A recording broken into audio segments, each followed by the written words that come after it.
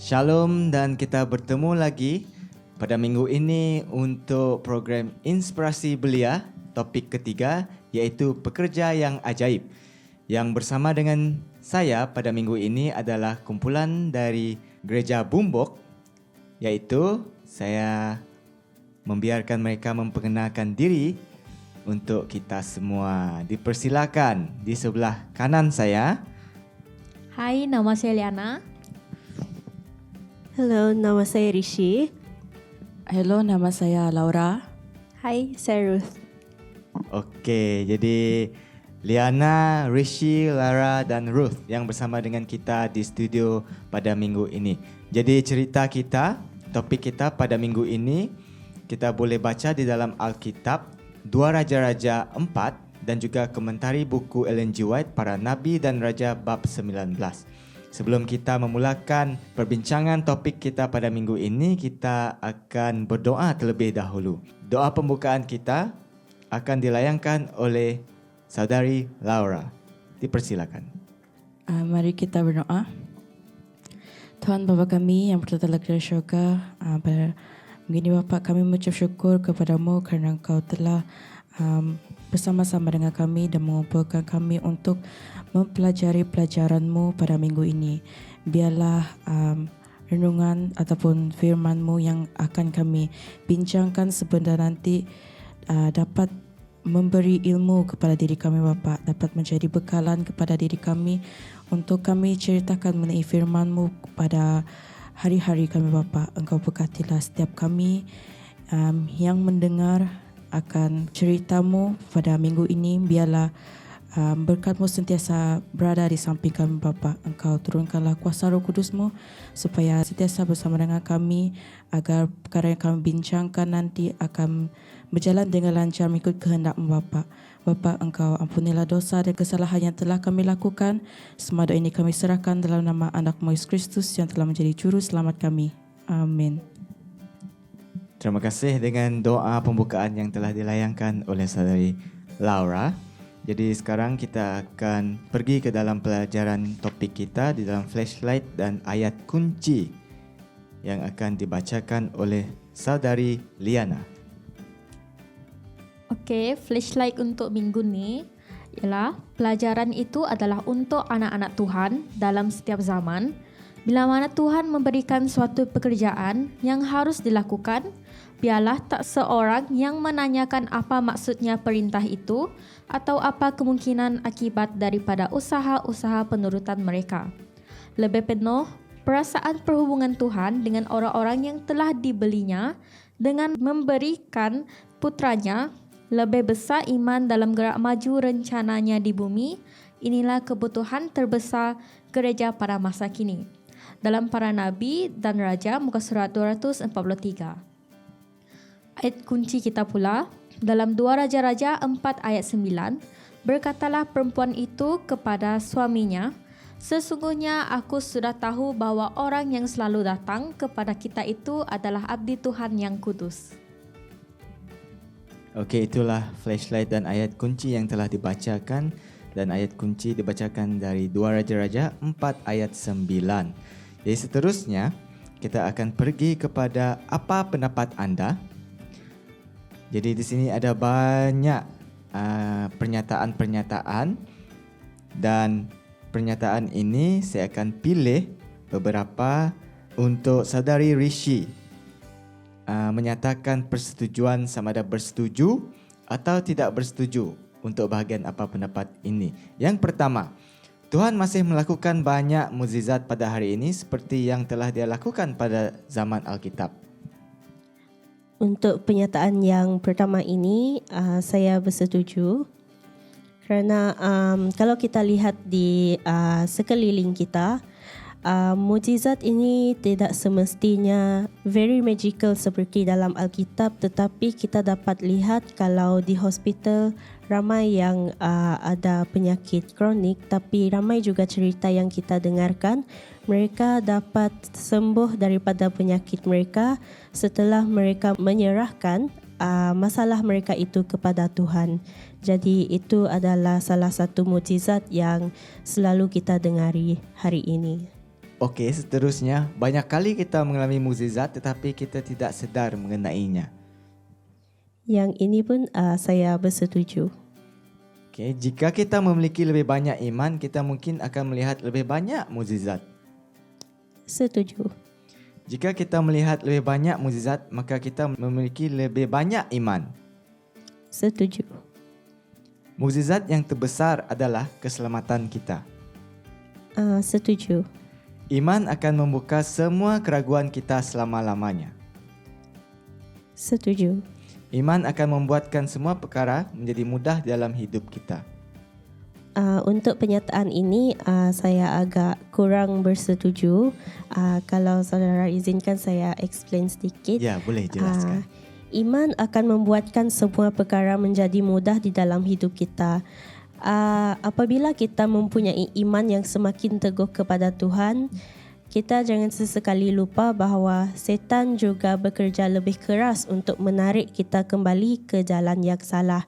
Jadi semakin kita cuba untuk mendekatkan diri kita kepada Tuhan, semakin itulah mereka bekerja keras untuk menarik kita semula ke jalan yang salah. Tetapi untuk perkara ini kita jangan risau sebab kuasa Tuhan itu melebihi kuasa setan dan Tuhan akan sentiasa menarik kita untuk dekat bersama dengan Dia. Okey, terima kasih Saudari Rishi.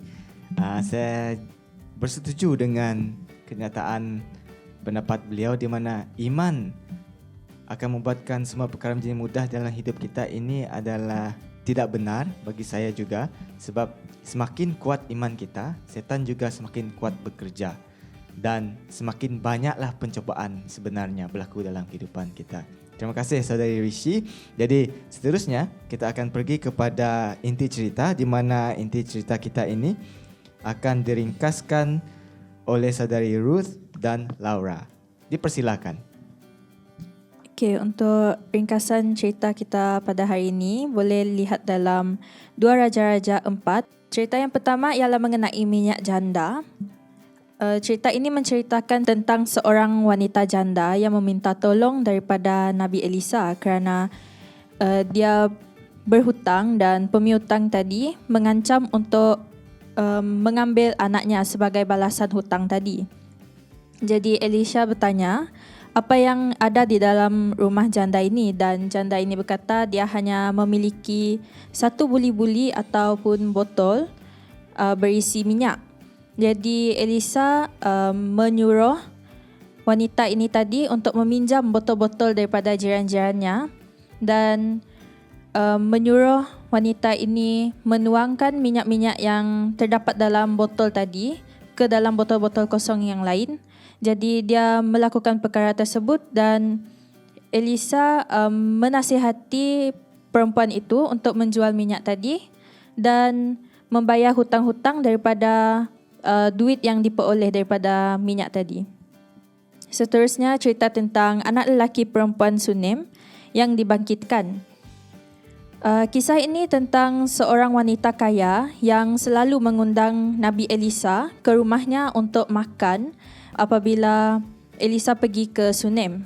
Dan pada satu hari dia berkata kepada suaminya bahawa dalam ayat kunci kita tadi, sesungguhnya aku sudah tahu bahawa orang yang selalu datang kepada kita itu adalah abdi Tuhan yang kudus. Jadi mereka membina sebuah bilik untuk Nabi Elisa supaya apabila Nabi Elisa datang ke rumahnya, Nabi Elisa dapat tidur di rumahnya. Jadi untuk membalas kebaikan perempuan Sunem tadi dan suaminya, Elisa berkata kepada perempuan itu bahawa pada tahun berikutnya dia akan mendapat seorang anak laki-laki. Jadi pada tahun berikutnya perkara itu memang terjadi. Tetapi apabila anak itu sudah membesar, dia jatuh sakit dan meninggal. Jadi wanita kaya itu tadi membawa anaknya itu ke bilik yang dibina untuk Elisa tadi dan dia menyelimuti anak itu dan dia pergi ke Elisa dan menceritakan apa yang terjadi. Jadi Elisa pergi ke Sunem sekali lagi dan dia berbaring di atas anak itu tadi dan mundar-mandir kerana anak itu tidak bangkit. Selepas itu dia meniarap di atas anak itu dan anak itu bersin sebanyak 7 kali dan tiba-tiba bangkit. Okey, itu saja untuk dua cerita dan cerita yang seterusnya akan diteruskan oleh Laura. Okey, cerita yang ketiga menceritakan mengenai maut di dalam kuali. Jadi Elisa ni tadi dia kembali ke Gilgal. Masa dia kembali ke Gilgal, pada waktu itu adalah masa kelaparan. Lepas tu Elisa meminta bujangnya ataupun boleh dikatakan pelayannya lah untuk masak makanan untuk Nabi yang datang ke Gilgal tersebut. Jadi pelayan tersebut dia mengumpulkan sayur dan dia menemukan labu liar. Jadi apabila dia sudah menemukan labu liar itu tadi, dia letak dalam kuali dan masakkan makanan tersebut untuk rombongan Nabi itulah. Jadi ketika makanan disajikan, Nabi tersebut sadar bahawa makanan dalam kuali tersebut mengundang kepada maut. Tapi kalau tengok maut ni dikatakan makanan tersebut adalah beracun. Jadi tidak selamat untuk mereka makan. Tapi Nabi Elisa ni tadi dia kata ambillah tepung. Jadi mereka ambil tepung dan lemparkan ke dalam kuali dan makanan tersebut bebas daripada sesuatu yang berbahayalah. Okey, cerita yang terakhir adalah memberi makan ratusan orang. Jadi datanglah seorang dari Baal Salisa dengan membawa bagi abdi Tuhan roti hulu hasil iaitu 20 roti jelai serta gandum baru. Jadi Elisa ni tadi dia menyuruh untuk memberi roti tersebut kepada 100 orang yang berada di hadapan mereka. Tapi pelayan itu dia macam pelik. Adakah 20 keping roti itu tadi cukup untuk 100 orang makan? Dia kata macam tu. Jadi Elisa meyakinkan dia bahawa roti yang dibawa tadi akan cukup untuk mereka makan. Jadi pelayan itu pun ikut apa yang Elisa katakan dan bahkan ada sisa juga makanan yang dia bawa tu tadi. Jadi kita tengok melalui hidangan tu, melalui sisa tu tadi kita tengok macam mana firman Tuhan dia bekerja untuk mereka. Jadi itu saja. Okey, terima kasih di atas ringkasan cerita kita pada minggu ini di mana 4 mukjizat yang kita boleh tengok di dalam 2 Raja-Raja 4 di mana mengenai Nabi Elisa melakukan mukjizat untuk orang yang banyak dan juga terhadap pasangan suami isteri. Kalau kita lihat di sana. Jadi Nabi Elisa ini melakukan banyak mukjizat di masyarakat di sekeliling beliau. Jadi seterusnya kita akan mendengar kupasan dari inti cerita kita ini di mana seperti yang saya katakan tadi, kita dapat melihat 4 cerita mengenai mukjizat dan keempat-empat cerita tersebut mempunyai soalan. Jadi soalannya adalah di antara keempat-empat cerita mukjizat itu yang mana satukah mukjizat yang paling hebat? Mengapa? Saudari Liana. Okey, untuk soalan yang pertama, dari keempat-empat cerita mukjizat itu tadi, bagi saya yang paling hebat ialah anak lelaki perempuan Sunem dibangkitkan. Apabila kita lihat di kisah ni, anak perempuan kaya itu tadi sudah meninggal dan dibangkitkan oleh Elisa dengan meniarap di atas anak itu dan dia bersin 7 kali dan dia terus membuka mata. Jadi di situ kita sudah lihat dia sudah dibangkitkan. Jadi seperti yang kita tahu, kematian ialah pemisahan tubuh dari jiwa dan roh. Jadi apabila seseorang mati, kita tidak pernah terfikir bahawa orang itu akan hidup kembali. Kerana hal itu adalah sesuatu yang mustahil, bahkan tiada seorang pun manusia yang dapat melakukan hal tersebut. Tetapi cerita ini telah menceritakan sebuah mukjizat yang membuktikan bahawa tiada apa yang mustahil apabila kita melakukan segalanya bersama Tuhan. Seperti Nabi Elisa tadi, dia adalah seorang abdi Tuhan yang memang mempunyai iman yang kuat terhadap Tuhan dan dia telah melakukan penyembuhan anak lelaki tersebut dengan kepercayaannya dan imannya yang kuat kepada Tuhan. Itu saja. Okey, terima kasih saudari Liana yang telah memberikan perbahasan beliau, perbincangan beliau mengenai soalan yang pertama ini. Saya setuju dengan beliau di mana adalah mustahil untuk seorang yang telah mati untuk hidup kembali kan. Tapi dalam cerita ini kita tahu mukjizat Tuhan itu nyata dan bekerja melalui Nabi Elisa di mana dia membangkitkan seorang anak ini tadi dan anak ini hidup kembali. Kalau kita lihat pada zaman kita sekarang mustahil untuk perkara ini berlaku, tapi berlaku dalam cerita Alkitab. Terima kasih saudari Liana. Dan soalan yang seterusnya, apakah perkara yang menarik perhatian anda di dalam setiap cerita tersebut?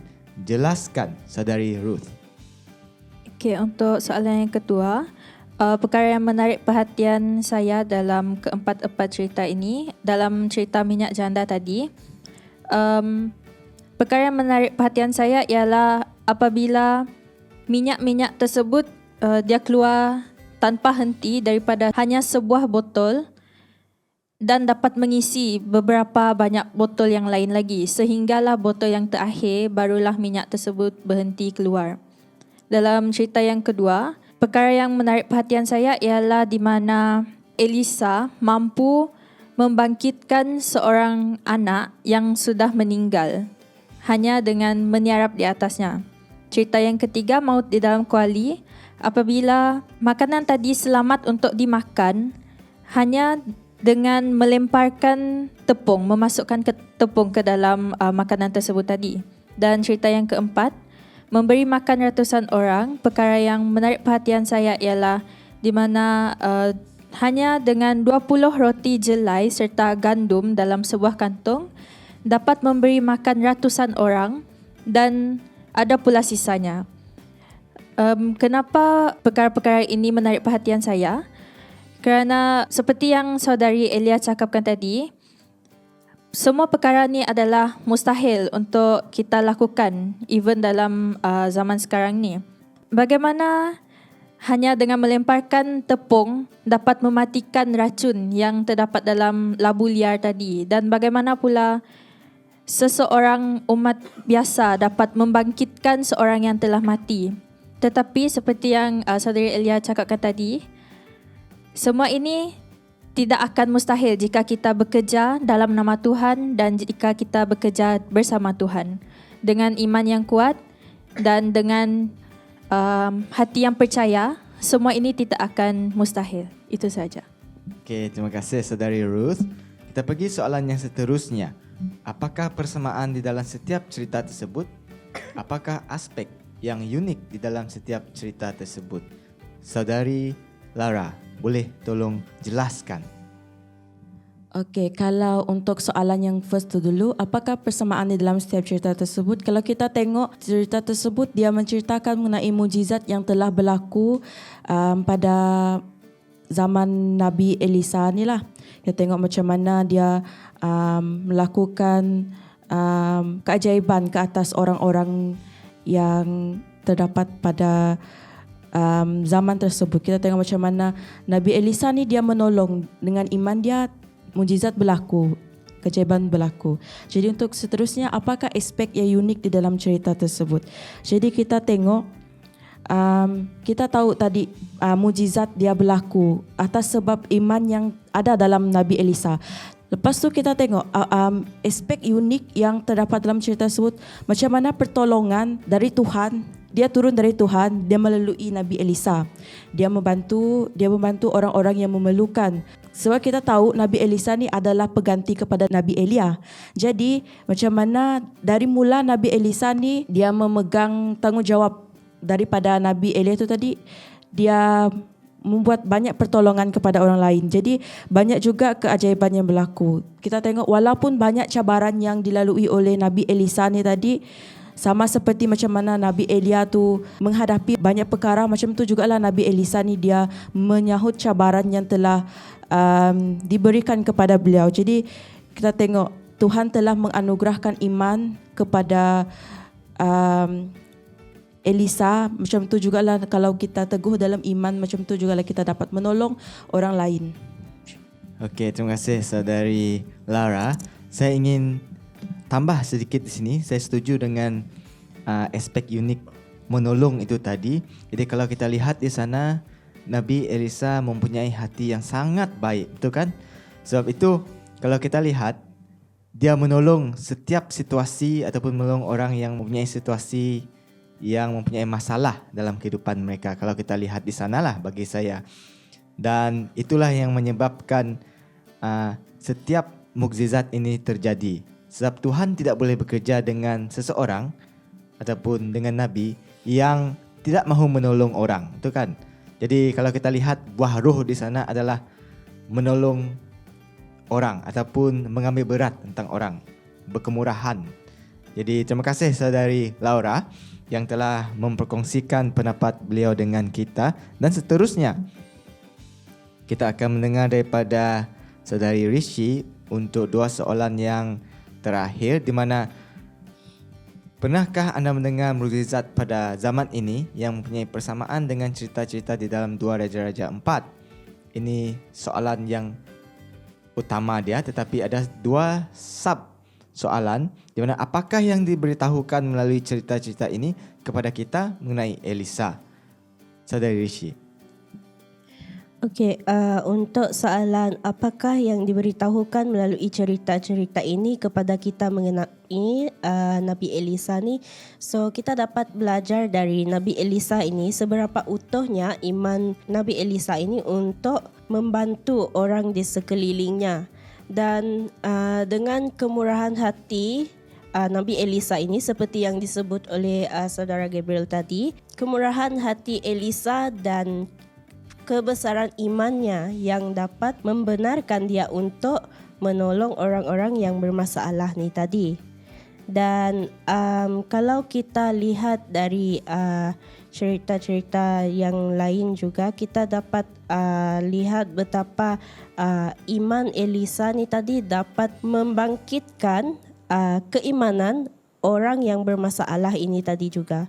Kalau kita lihat di sini seperti yang dalam cerita anak lelaki perempuan Sunem dibangkitkan ni tadi. Dari cerita ini kita dapat lihat bahawa oleh kerana dia dapat lihat iman Elisa ini tadi dapat menyembuhkan, membangkitkan anak lelakinya.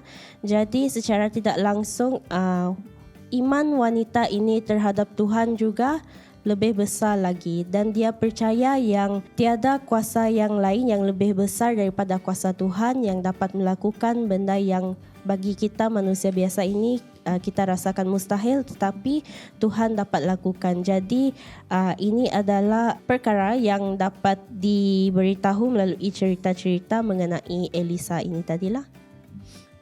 Okey, ini adalah soalan tambahan dari saya. Saya memikirkan bagaimana kalau Nabi Elisa ini hidup pada zaman kita sekarang. Kita mahukah tidak dia bersama dengan kita sekarang? Kalau pada saat ini dia boleh menyembuhkan, membangkitkan orang yang mati, memberi makan dengan ratusan orang. Maksudnya kalau kita tidak ada duit, kita pergi saja dengan Nabi Elisa tadi kan. Nabi, duit saya tidak ada. Macam mana saya mau makan nantika dan sebagainya. Apa yang mungkin kita boleh rasakan kalau Nabi Elisa ini hidup pada zaman sekarang? Saudari Laura, adakah kamu mahu dia hidup pada zaman sekarang? Sebab mungkin membolehkan, menyenangkan kehidupan kita kan? Kita panggil saja dia. Pada pendapat saya lah, kalau kita tengok dari pelbagai aspek, mungkin banyak orang yang akan kata dia mahu Nabi Elisa ada sama sekarang. Tapi kita tengok macam ni saja. Kalau dia ada, adakah manusia pada zaman sekarang dia tidak mengenal erti susah? Ya. Kalau memang dia dapat menolong kita, tapi saya rasa kalau dia adalah, contohlah kalau dia ada macam buat mujizat seperti apa yang dia lakukan, mungkin orang dekat di dalam dunia ni dia tak tahu apa erti susah. Dia tak tahu apa yang terjadi pada zaman-zaman sebelumnya, sebab dia bergantung kepada seseorang tu saja untuk hidup. Jadi itulah pendapat saya, mungkin berlaku kesusahan lah dekat sana. Ya, okey. Liana, apa pendapat kamu kalau kamu mahu ke tidak Nabi Elisa ini hidup pada zaman sekarang? Pada pendapat saya mahu atau tidak itu mungkinlah saya mahu. Tetapi kalau beliau ada di dunia kita sekarang nih, bak kata saudari Laura tadi, mungkin masyarakat di dunia ni akan menjadi semakin manja dan mengharapkan seseorang itu saja untuk membantu, dan kemungkinan juga mereka akan lebih memuliakan Nabi Elisa tadi berbanding Tuhan sendiri. Dan mungkin juga mereka akan lebih percaya terhadap mukjizat yang dilakukan oleh Nabi Elisa tadi, dan mungkin juga mereka akan melupakan kehadiran Tuhan itu dalam kehidupan mereka sebab mereka hanya bergantung kepada Nabi Elisa sahaja. Okey, terima kasih saudari Elia ataupun Liana. Ya, saya setuju juga dengan itu sebab mungkin manusia akan lebih memuja Nabi Elisa berbanding dengan Tuhan. Sebab the fastest way, cara paling laju untuk melihat mukjizat tadi adalah melalui Nabi Elisa, kan? Jadi susah juga nanti orang akan melupakan Tuhan, tidak bergantung ataupun di mana iman mereka itu tidak akan membesar, menjadi lebih matang dan sebagainya. Jadi nanti akan menyebabkan orang ramai ni, orang yang di luar sana mungkin menyembah Nabi Elisa ni, bukan lagi menyembah Tuhan. Padahal tadi kita ingin orang pergi kepada Tuhan, tetapi sekarang menyembah manusia, kan? Jadi inilah soalan itu tadi, yang mana yang berkait rapat dengan soalan yang terakhir ini untuk saudari Rishi bahaskan, apakah yang diberitahukan melalui cerita-cerita ini kepada kita mengenai Tuhan? Okey, jadi kalau kita lihat kepada soalan yang seterusnya ini, apakah yang diberitahukan melalui cerita-cerita ini kepada kita mengenai Tuhan? Di sini dalam setiap cerita ini kita dapat lihat bahawa Tuhan itu sungguh baik dan Dia penuh dengan kasih yang tidak berbagi. Sebab kita dapat lihat di sini melalui Tuhan menggunakan Nabi Elisa untuk membantu orang di sekeliling dia yang mempunyai masalah, itu satu. Dan Tuhan tidak memilih orang yang dia mahu tolong, dan orang-orang yang Tuhan tolong biasanya datang daripada pelbagai latar belakang lah. Kalau kita lihat dari kisah lain dalam Alkitab, yang lain adalah di mana Tuhan Yesus melakukan mukjizat di atas seorang perempuan yang mempunyai masalah pendarahan selama beberapa tahun, dan akhirnya disembuhkan hanya dengan wanita ini menyentuh jubahnya. Di sini kita dapat pelajari bahawa dengan iman kita itu tadi, kita dapat disembuhkan dan mukjizat itu dapat berlaku. Dan kita dapat pelajari dari sini juga, Tuhan itu peduli dengan kita semua. Tidak kira sama ada kita ini berlainan warna kulit atau berlainan bangsa, Tuhan tidak memandang itu, tetapi Tuhan peduli dengan orang yang memerlukan Dia. Cuma yang kita perlu lakukan adalah seperti dalam ayat Matius 7 ayat 7, salah satu ayat penekanan ini, mintalah maka akan diberikan kepadamu, carilah maka kamu akan mendapat, ketoklah maka pintu akan dibukakan bagimu. Kita hanya perlu minta kepada Tuhan dan Tuhan akan memberikan segala keperluan kita. Jadi itulah yang dapat saya kupaskan dari cerita-cerita ini yang diberitahukan kepada kita mengenai Tuhan. Okay, terima kasih saudari Rishi. Apabila beliau mengatakan Tuhan peduli tadi, terus saya teringat dengan lagu Agnes Monica, kan? Allah mengerti, Allah peduli. Jadi kita tahu Tuhan sentiasa memperdulikan ataupun mengambil berat tentang kita. Tetapi bagaimana Dia memenuhi keperluan kita itu adalah terpulang dengan masa ataupun kehendak kita pada masa itulah yang sejajar dengan kehendak Tuhan. Kalau kita lihat di sini, Tuhan membenarkan mukjizat itu berlaku sebab setiap masyarakat yang di dalam golongan ataupun circle Nabi Elisa ini tadi memerlukan di dalam keperluan itu, dan di mana saya ingin kongsikan di sini untuk para penonton kita yang melihat dan mendengar, yang menonton. Dalam pandangan lain, engkau tidak perlu pergi ke ujung bumi untuk mencari hikmat, kerana Tuhan dekat. Bukanlah kecakapan yang engkau miliki sekarang ini atau yang akan kau miliki nanti yang akan datangkan sukses kepadamu, tetapi yang memberi sukses kejayaan adalah apa yang dapat diperbuat Tuhan bagimu. Kerahkan talentamu untuk bekerja. Minta hikmat dari Tuhan dan itu akan diberikan kepadamu. Di dalam penulisan Ellen G. White, Membina Kehidupan Abadi di muka surat 146, di mana seperti yang saudari Rishi kongsikan daripada ayat penekanan tadi, mintalah. Jadi kita hanya perlu meminta kepada Tuhan kalau kita ingin ataupun memerlukan sesuatu ataupun memerlukan pertolongan. Dan seterusnya saya akan pergi kepada berhubung kepada kehidupan, di mana saya akan ambil pada bacaan Jumaat yang berkaitan dengan ayat penekanan kita juga di dalam Habakuk 3 ayat 2. Tuhan telah kudengar kabar tentang engkau dan pekerjaanmu. Ya Tuhan, kutakuti. Hidupkanlah itu dalam lintasan tahun, nyatakanlah itu dalam lintasan tahun, dalam murka ingatlah akan kasih sayang. Jadi petikan daripada Ellen White yang berikut mempunyai ayat seperti, sesungguhnya adalah sikap merendahkan diri di pihak Kristus melalui pesuruhnya. Ia melakukan mukjizat agar orang yang kelaparan menjadi kenyang. Berulang kali sejak saat itu, walaupun tidak dalam peristiwa dan keadaan yang serupa, Tuhan Yesus telah bekerja mencukupkan keperluan manusia. Kalau kita memiliki pengertian rohani yang lebih jelas, maka kita akan lebih bersedia mengenal dari apa yang kita telah ketahui kemurahan Tuhan yang mengurus anak-anak manusia, para nabi dan raja, penulisan Ellen G. White. Nah, di sini ada soalannya.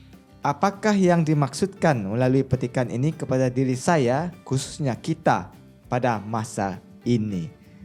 Jadi mungkin saudari Rishi sekali lagi boleh terangkan, berikan pendapat dan seterusnya rumusan topik kita pada minggu ini. Dipersilakan Rishi.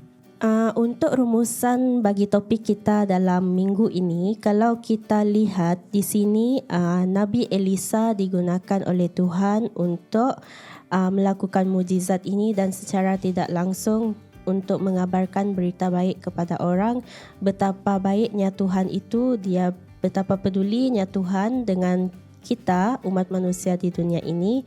Dan kalau kita lihat pada zaman sekarang ini, umat Kristian bertumbuh dengan lebih banyak lagi, dan saya percaya kita semua ini digunakan oleh Tuhan untuk mengabarkan Injil dan mengabarkan berita baiknya kepada orang di sekeliling kita. Jadi untuk perkara ini, saya teringat sesuatu yang terjadi baru-baru ini, di mana seorang rakan saya yang menghadapi depresi, dia saya boleh katakan dia susah untuk membuka cerita peribadinya kepada orang di sekeliling, sebab kalau kita lihat orang yang mempunyai depresi ini kan, mereka tend to pendam semua itu terhadap diri dia sendiri. Tetapi pada satu hari ini tadi, dia membuka cerita mengenai perkara peribadinya, dan saya dapat faham kenapa susah untuk dia menceritakan semuanya itu kepada orang lain. Jadi apabila saya tanya kepada dia, kenapa kamu memilih untuk menceritakan perkara ini kepada saya? Dan dia katakan, sebab saya selalu lihat kamu kan setiap pagi pastor-pastor kita akan share ayat Bible ataupun apa-apa renungan pagi dalam grup WhatsApp kan. Ya, jadi kadang-kadang saya gunakan ayat itu untuk saya post di WhatsApp status saya. Jadi dia katakan, saya dapat lihat yang kamu tidak pedulikan dengan orang sekeliling tidak maksudnya mereka yang depresi ini sangat risau kalau orang judge mereka kan, tapi dia katakan kamu tidak pedulikan dengan orang sekeliling, instead kamu cuma fokus dengan mengongsikan ayat-ayat Alkitab di media sosial. Kamu Amin. tidak seperti orang lain yang saya lihat dalam kontak list saya yang cuma share benda-benda yang tidak bermanfaat. Tetapi kamu saja satu-satunya orang dalam kontak list saya yang share ayat-ayat Bible. Saya tidak mengatakan di sini yang saya orang yang alim lah share benda seperti ini sebab kita semua pendosa. betul. Tetapi saya share itu dengan niat hopefully ayat Bible ini dapat membantu orang lain yang mungkin memerlukan inspirasi dari Alkitab, dan saya tidak sangka saya dapat menyentuh hati rakan saya ini. Amin. Dan apabila saya bertanya dengan dia, jadi apa yang kamu mau lakukan dengan perkara yang kamu alami sekarang? Dan dia cakap, saya mau minta tolong kamu untuk bantu saya balik lagi kepada jalan Tuhan sebab saya rasa macam saya sangat jauh dari Tuhan, dia cakap. So saya mulakan dengan share morning devotion dengan dia setiap hari, dan mulai daripada hari itu kalau dia ada ingin mengetahui sesuatu dari isi Alkitab, kalau saya tahu mengenai perkara itu saya akan bagi tahu, dan kalau saya tidak pasti saya akan tanyakan kepada pastor-pastor atau church elder. So dari sini saya dapat pelajari Tuhan boleh gunakan sesiapa sahaja di antara kita untuk mengabarkan berita baiknya dan juga untuk menjangkau jiwa-jiwa yang sesat di luar sana. Dan lagi satu, kalau kita mampu buat perkara ini dan kalau kita secara tidak langsung kita rasa seperti kita terpilih untuk membuat perkara ini, saya sarankan kita semua untuk terus rendahkan diri dan jangan berbangga dengan benda-benda ini. Instead, benda ini mungkin boleh dijadikan sebagai satu kesaksian yang kita boleh sharekan dengan orang di sekeliling kita yang mungkin boleh menjadi inspirasi kepada orang-orang di luar sana untuk menjangkau orang lain lagi. So, itu dari saya. Okey, terima kasih Saudari Rishi yang memberikan rumusan yang sangat mendalam bagi saya, dan para penonton yang di luar sana yang mendengar juga. Kita boleh doakan untuk rakan Rishi yang mempunyai depression ataupun tekanan dalam kehidupan beliau. Mungkin kita tidak perlu tahu nama. Biarlah Tuhan yang bekerja di dalam kehidupan beliau. Amin. Dan nanti mungkin saudari Liana boleh doakan sekali untuk kawan Rishi supaya hati beliau ataupun roh suci Tuhan boleh bekerja dalam kehidupan beliau. Di mana kalau kita lihat di sana, di dalam situasi ini tadi, Tuhan bekerja tanpa kita sangkakan. Betul tidak? Seperti ayat yang dikongsikan dalam WhatsApp status, kita tidak tahu ia boleh menjangkau seseorang yang di luar sana, di mana kita tidak pernah sangkakan bahawa perkara tersebut berlaku, di mana seseorang yang mempunyai depresi ini boleh membuka hati ataupun open themselves up untuk sharekan, untuk berkongsikan. Sebab kita tahu tadi, orang yang depression memang sangat susah untuk terbuka. Mereka akan simpan, pendam dalam hati. Tapi syukur pada Tuhan, di mana Tuhan bekerja dalam kehidupan dia. Jadi itulah tadi pelajaran topik kita pada minggu ini, di mana pekerja yang ajaib. Jadi kita akan tutup dengan doa penutupan yang akan dilayangkan oleh Saudari Liana, di mana kita akan berdoa khas pada minggu ini untuk kawan Saudari Rishi tadi yang mempunyai depression. Kita juga akan doakan para penonton yang menonton dan juga mendengar. Kita akan doakan setiap kita yang memerlukan pertolongan Tuhan. Sama seperti topik kita pada minggu ini, pekerja yang ajaib. Biarlah Tuhan bekerja melalui seseorang dalam kehidupan kita ataupun diri kita sendiri untuk melakukan keajaiban ataupun mukjizat yang kita mungkin tidak pernah rasai ataupun tidak sangkakan dalam kehidupan kita bagi menjangkau jiwa-jiwa yang di luar sana. Dipersilakan Saudari Liana. Okey, mari kita berdoa. Tuhan Bapa kami yang berada dalam kerajaan syurga, terima kasih ya Tuhan kerana Engkau telah memberikan kesempatan kepada kami untuk membincangkan pelajaran topik kami pada minggu ini ya Tuhan. Semoga topik ini dapat menjangkau jiwa-jiwa di luar sana, terutamanya golongan yang memerlukan bantuan supaya mereka dapat memperbaiki hubungan dengan Tuhan, begitu juga dengan yang ingin mengenali Engkau ya Tuhan. Ya Tuhan, Engkau berkatilah juga kawan Rishi yang mengalami depresi. Semoga dia semakin mendekatkan diri kepada Tuhan. Engkau berkatilah beliau, kesihatan beliau dari segi emosi dan fizikal. Begitu juga dengan Hope Channel.